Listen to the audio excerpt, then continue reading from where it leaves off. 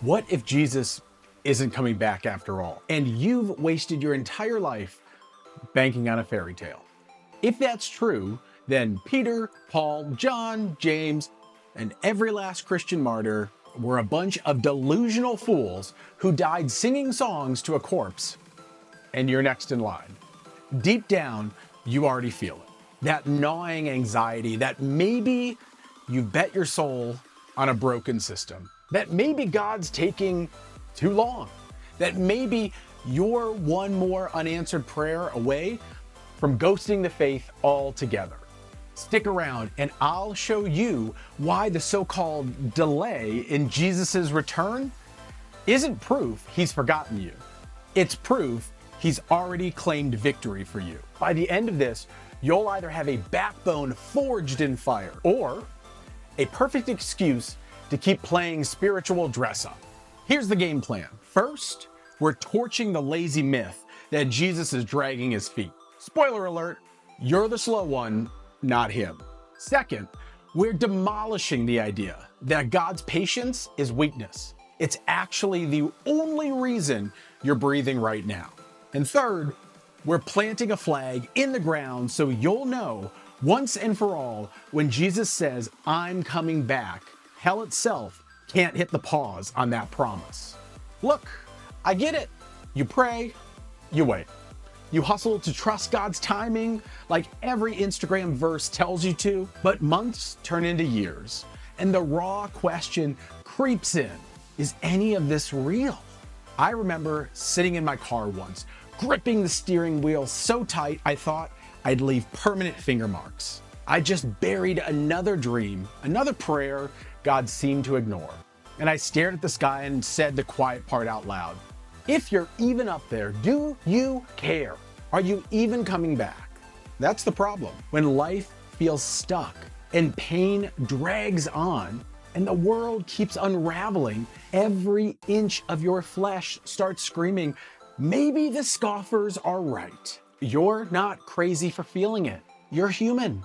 But what you do next will either weld your faith to bedrock or shatter it like cheap glass. Here's the brutal tension, and you're standing in it right now. Every unanswered prayer feels like a vote against God's faithfulness. Every headline dripping with chaos feels like a reminder that the good guys are losing. Every delay, every heartbreak, every not yet feels like a cosmic slap to your soul. And somewhere in the back of your mind, a voice that you don't want to admit is there, and it keeps whispering, maybe you're not coming back after all.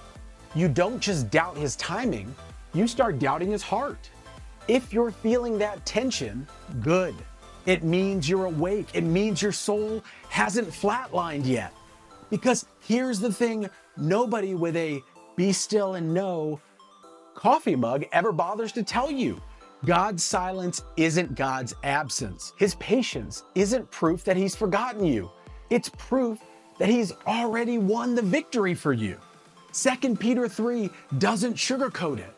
God waits because he's giving the world, giving you, giving me, more time for repentance, more time for rescue, more time for prodigals to come staggering home before judgment blows the final whistle. He's not late. He's merciful.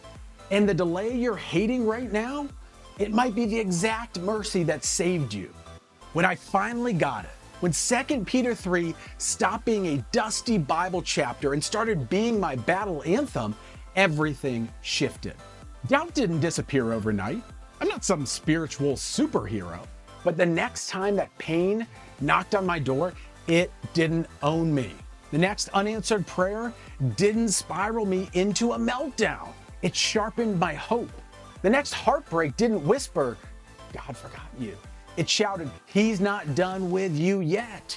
I stopped seeing God's patience as a glitch, and I started seeing it as the greatest rescue mission ever launched.